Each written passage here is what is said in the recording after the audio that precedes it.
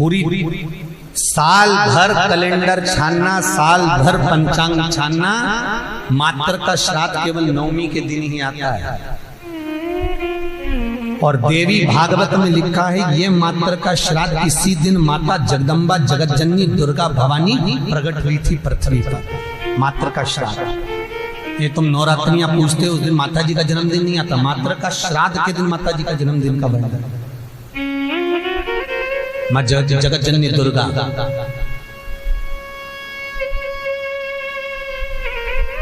मात्र का श्राद्ध किसी ने कृष्ण किया है, वो हम लिखकर लेकर आए हैं कि महाराज श्राद्ध पक्ष में हमें किसको भोजन कराना चाहिए।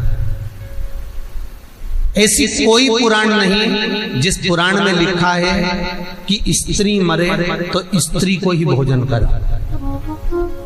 बहुत ध्यान देना, महाराज कथा था। श्राद्ध पक्ष में कोई वीडो स्त्री मर गई, कोई विधव्य नारी मर गई, विधवा स्त्री मर गई तो किसी विधवा को भोजन करा। कोई स्त्री चली गई तो उसकी जगह स्त्री को भोजन करा। आप चाहे मार्कंडे पुराण उठा लो, मनुस्मृति उठा लो, व्याघ्र स्मृति उठा लो, किसी भी पुराण में किसी भी शास्त्र में ये नहीं लिखा कि श्राद्ध का भोजन आप स्त्री को कराओ। हर पुराण में एक ही बात लिखी है कि ब्राह्मण वो जो पूजन करता हो, ब्राह्मण वो जो गायत्री करता हो, ब्राह्मण वो जो भगवत भजन करता हो, ब्राह्मण वो जो मंत्र का जाप करता हो, ब्राह्मण वो जो नित्य प्रति संध्या करता हो, ब्राह्मण वो जो मंत्र का स्मरण करता हो, वेद और पुराण का ज्ञाता हो, ब्राह्मण वो जो भगवान की सेवा में तल्लीन रहता हो, ब्राह्मण वो जो कंधे पर जनेऊ धारण करता हो, ब्राह्मण वो जो मस्तक पर त्रिपुंड धारण करता हो, ब्राह्मण वो जो जिसके मुख से गायत्री का नित्य प्रति स्मरण होता हो, उसको भोजन कराने का श्राद्ध में हक है। अब ये भी समझ लो कि अगर स्त्री मरी तो स्त्री के श्राद्ध में क्या स्त्री को ही भोजन कराना चाहिए? तो शिव महापुराण, गरुड़ पुराण, गर्ग संहिता, वराह पुराण, ये सारी पुराणे वर्णन करती है कि स्त्री को आप भोजन करा रहे हो। स्त्री क्या वेद पढ़ती है? स्त्री क्या गायत्री करती है? स्त्री क्या संध्या करती है? स्त्री क्या उपासना करती है? नहीं। अगर उस स्त्री के लिए भी आपने ब्राह्मण को भोजन कराया तो भोजन करेगा तो गायत्री करेगा, संध्या करेगा, उससे उसको भाग हमारे पूर्वजों को प्राप्त होगा। इसलिए ब्राह्मण भोजन की महत्वता करते हैं।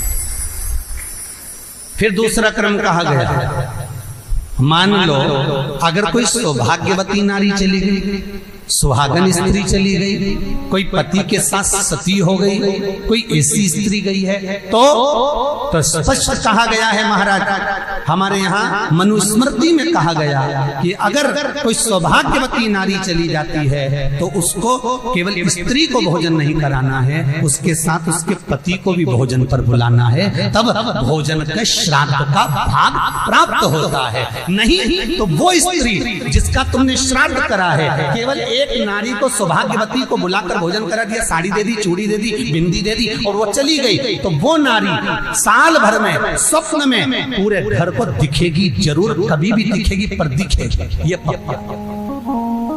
अब कहोगे महाराज हमने तो श्राद्ध में माता जी का भोजन भी कराया था, स्वागन गई थी तो हमने तो एक लेडीज को भोजन भी कराया।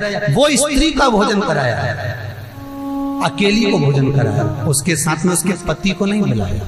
अगर पति आता, दोनों अखंड भाव से भोजन करते तो फिर वो स्वप्न में नहीं दिखती, आशीर्वाद देकर जाती, क्योंकि उसकी अकेली को तुमने भोजन कराया है, अकेली।